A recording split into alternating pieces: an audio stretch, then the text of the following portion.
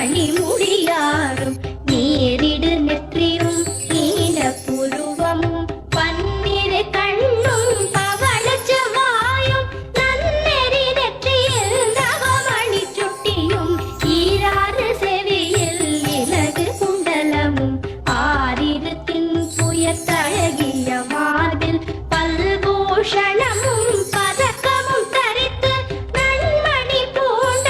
நவரத்ன மாலையும் முப்புரி நூலும் முத்தணி மார்பும் செப்பழகுடைய